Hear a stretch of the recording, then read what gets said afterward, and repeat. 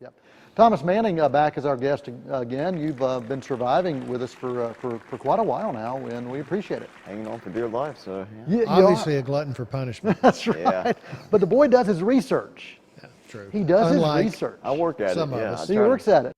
Well, the summer that was 2019, not a major summer. I mean, I thought there were some hits and I misses. thought it was a kind of a bust in a lot of ways. Yeah, but we've got a bunch of films that we're going to talk about that I think are worthy of talking about, and maybe one or two that's not. Now, there's something a little different about the our over-the-shoulder graphic. And Thomas, what's odd about that? You were a spelling bee champ. What's Wait a minute. what's wrong about that? Best and worst. Worst? That's not grammatically correct. Okay, what should it be? Best and worst With a T. With a T. Oh, a little Okay. typo? Yeah. All right, so we will. We just wanted to make sure. Tim, how dare you do that type? Actually, I did that. Yeah, Tim's like, oh, back on the Tim cam there with Elvis. Yeah, Tim did. And if I sit right here, it's okay. Nobody knows. So never I cut. just- So I never won't- cut to Thomas. Yeah. So here's the question: when does summer begin and when does it end at the box office? I think typically you think of summer beginning Memorial Day weekend and ending at Labor Day weekend. Okay. And now Thomas knows the answer because we were already talking about it beforehand.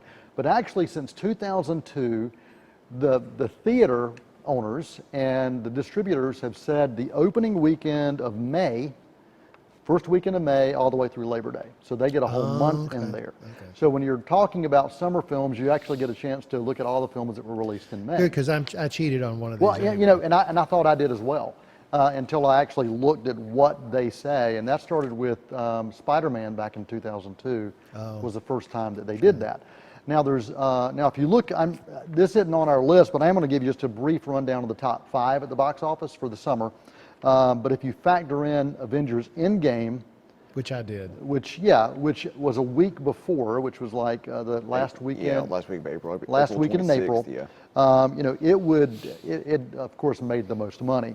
But what they tally up, Lion King was number 1 with 533 million, Toy Story 4, 430 million. This is domestic. Spider-Man Far From Home, 386 million, Aladdin, 354 million, and John Wick Chapter 3 at 170 million. You've got 4 in the top 5 over $300 million domestically. And 3 of those were Disney, right? Yeah, and then 1 was a combination of Disney and Sony. Yeah. So yeah, it's pretty amazing.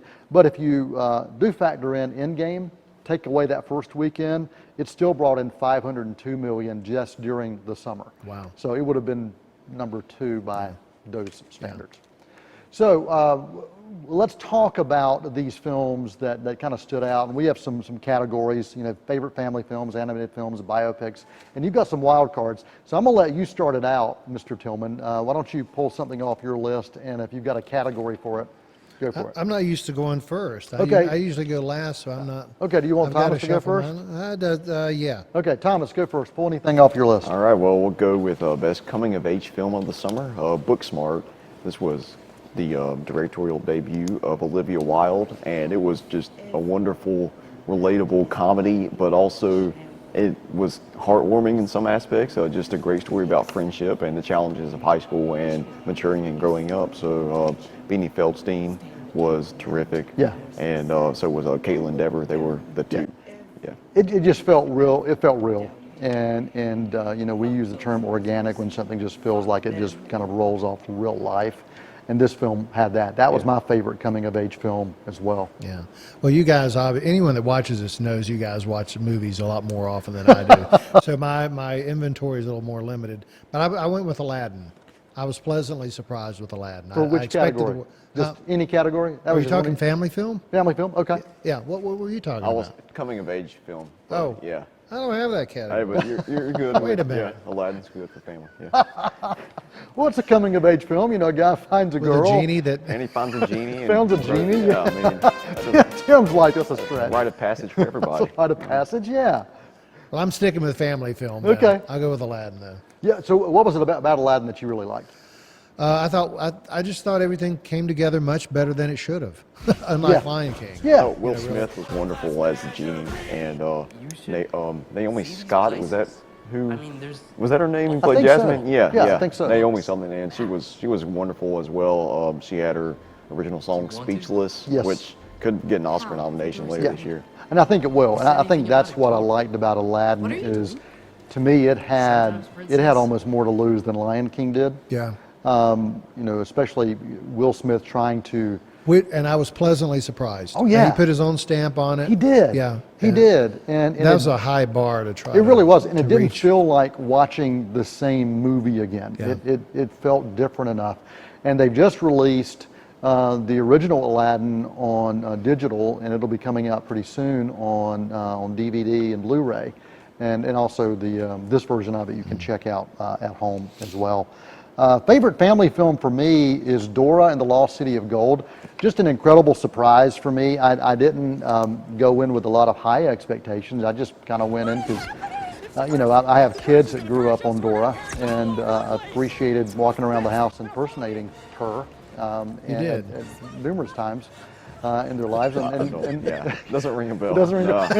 and actually some of my children still do that. So Yeah, it's you know, Catherine. Yeah, Catherine still does that. But that was my favorite family film of the summer. It was better than it had a right to be. Yeah. And that's kind of something I've heard you say before, and you may have already said it today. Yeah. But I really felt that way about Dora. So favorite family film? I was with Aladdin for Okay. Greg on that one. Okay. so. All right. Good deal. Is it Well, your favorite coming of age film too? No, we covered that. Never mind. All right. What else is on your list, Mr. Tillman? Animation? Yeah, we'll go to animation. Yeah, you go then. Okay.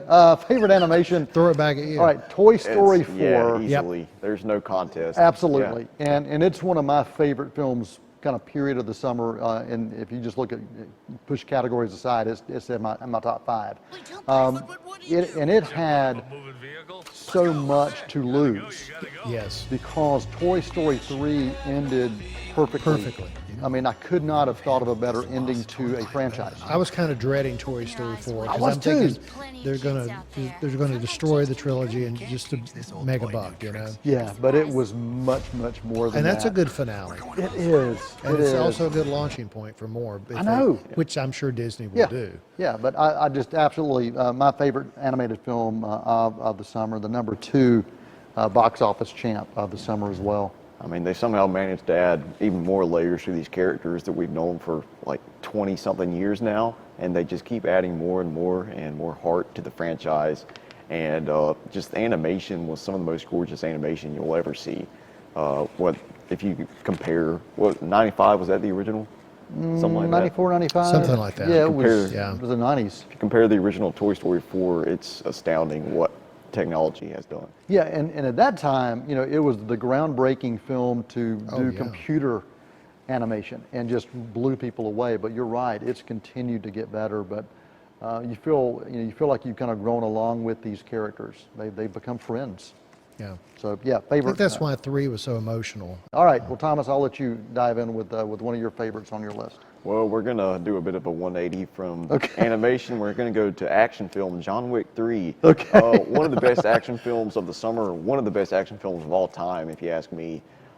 Just so brutal, but entertaining as well. Some of the most incredible choreography, Yeah. fight choreography you'll see, and stunt work, practical effects. It just blows my mind, some of the things they're able to accomplish. And if you look at what they did with the dogs, they're able to like combat train dogs in this. And Yeah. you'll know what I'm talking about Yes. with Halle Berry's character. Just so many scenes that blew my mind, and just a wild time in the theater. Yeah, and these films, all 3 of the John Wick films, have been visually just captivating.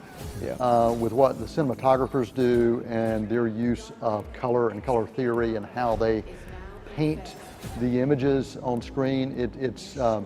They each have kind of a life of their own, but they're all tied together. And you know, when you watch all 3 of these films together, you know, it's amazing just kind of how consistent that story stays and how well the guy continues to look in a suit after, you know, being, you know, beaten and shot at and stabbed and all sorts of things, and you know, walking through the desert.